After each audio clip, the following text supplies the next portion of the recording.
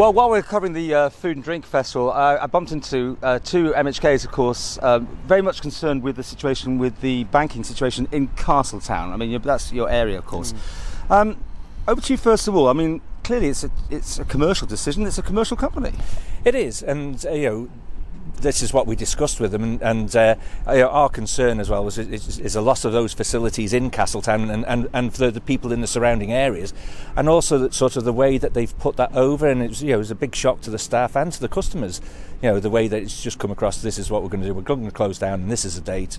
It's like a fait accompli. And so you've had your meeting and no movement, right? No movement as yet. You've got to be hopeful in these cases. There's still over 100 days, and there's still things like the public show of support on Friday, where hopefully people will come out and really encourage the bank to think again. As I say, it's a commercial company. This is just down to numbers. No one's going into the banks in not great enough numbers, surely. And this is what they've said. They've had a fall off in numbers of sort of 30% over the last 5 years, and we understand that. I think one of the points that we put to them was, well, if that's the case, what about opening for 3 days in one branch and 2 days, so that you've got that provision, but they're still going to make that saving. But that wasn't floating their boat. There was no movement there. Oh, no shifting at all. Nothing. There was no shifting. This is a fait accompli because Jersey, Guernsey have also been affected. So they've all been affected, and the concern is for those staff that have been involved, that possibly looking at redundancy. But some of the sort of points that they put over to us was that it doesn't actually mean that all those people who worked in Castletown will be made redundant. What they've done is they've offered up voluntary redundancies across the whole of the group on the island. So some of the staff there, if they don't want to go, there's the opportunity that they can move somewhere else, and that's a little bit of comfort we've got there. But I think for a number of customers, when you're losing your branch, and it's always the sort of more vulnerable people who aren't digitally enabled who are then going to suffer. Well, to put it to you, they've got Penny, right? The mobile unit. So has that been suggested they're going to take up the slack with that? Well, definitely. That's something I was suggesting last Wednesday when I got the phone call. And you've got a situation where you've got the facility to go out and help the people, but at the moment there's this delay because of COVID, and that's actually making it difficult for them to go forward. There are other possibilities like the post office. Could there be a link there? Again, is saying at the moment that is not an option. So in terms of what can they do, as Graham has suggested, they look at the staff situation, and there's been some movement there which is positive. They're also looking at the digitally excluded and saying, there will be support in the branch in Castletown to help those people get online. But you've still got a huge number of people who it's going to affect massively. 67% roughly of their customers have online banking, but they're all actually using it. Okay, you're affected also.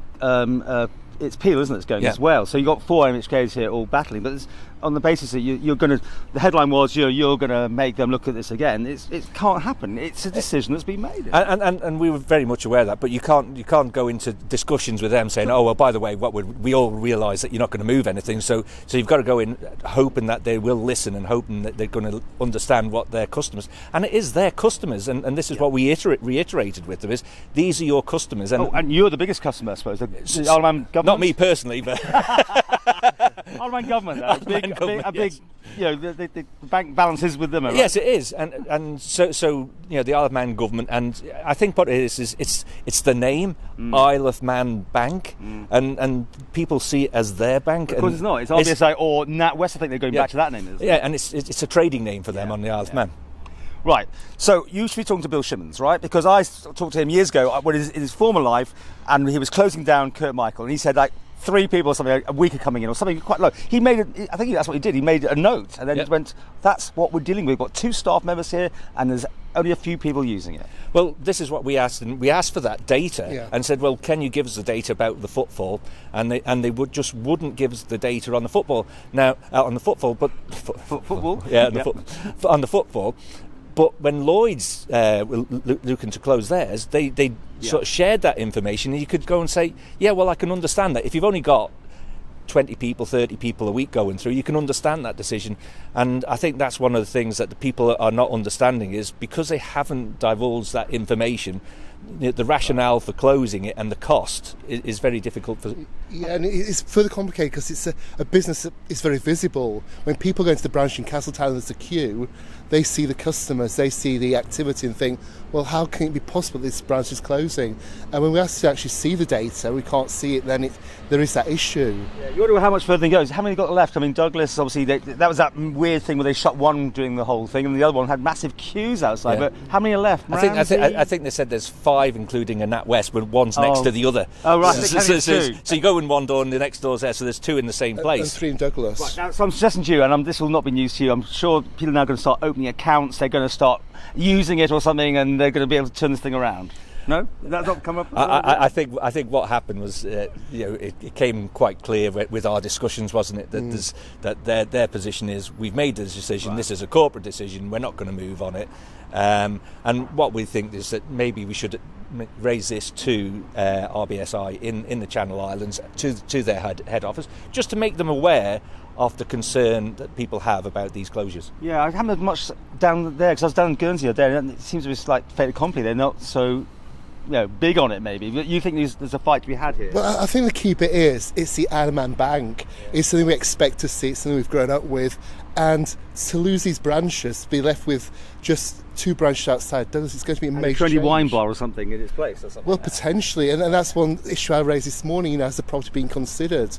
Because there has been a question mark over who owns them. They actually own both properties, which is interesting. So I suppose you've got a capital value and a maintenance value, so they're looking at savings. Oh, well, if we had to keep them both open, you've still got those costs, but you can realise some of your value and the maintenance. And just to finish this, make that clear, you don't, because I know the government likes buying things up left, front and centre if they can, you don't want to have a state bank, do you, in the Isle of Man? I don't think that's going to be feasible, because the government would be the lender of last resort and all these sort of things, and you've got a commercial entity, and when you've got business loans and stuff like that's where they're making the money. I think sort of customers as they go in, they're quite clear that that front facing is a very expensive part of the business. So for government to do that, that's why we were saying, well, maybe what we should do is look at transaction basis with the post office. So for Isle of Man Bank, if they would have gone and said, right, well, what we'll do is we'll go and start putting some, you can put your cash or you can draw some cash out in the post office, but the big concern is that they gave no surety that the mobile bank would actually be coming back. Yeah. So it could just be that goes at the same time. Just on that point of the post office, that is something that's still got a tremendous possibility, that the post office could offer savings accounts. Start interfering in that sense? Well, not really interfering, actually offering more possibilities. Somewhere in Castletown, where we're going to be left with a bank that's open half the week, the post office is going to be there all the time. Though, I mean, Barclays is still down there. Is everybody else still around there? So you're not cut off completely? So Barclays is currently open 2 days a week. Oh, is that it? Right. Yeah. So they're open 2 days. Is that a COVID 2 days a week, or is it just been shut? Well, it's just on 2 days. It hasn't come back. So they're on 2 days a week. So whether they're going to open up for more, but the other issue that you've got is there's a large number of businesses in sort of our constituency. When you look at Balthain, Ronaldsway, Castletown and the outskirts, so you've got a large number of businesses, and that is a concern about their banking.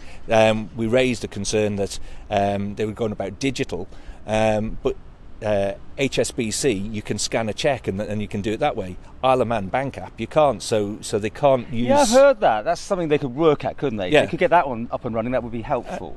There's also the issue of the cash machine. At the moment, we've got 2 in the square, potentially going to be left with 1, and we've asked about, because you look at possibilities going forward, would there be the opportunity to work with the commissioners? Is there a solution there? When's the last time you went into a bank to actually, and be truthful, to actually use it as a bank? On Monday. Do you normally go in? Yeah. Oh, okay. Yeah. When was I in? So you'd be exactly what we're talking about here. I go once in the blue moon. I do go in, but overall we don't do it like we did. It's either my wife or my family. It's one of those things. You pay your pension in? I think you're older than me, aren't you? I am. Should we finish with that? Let's, on a serious note, there's a petition going around, or are you? There's a petition. What else can people do?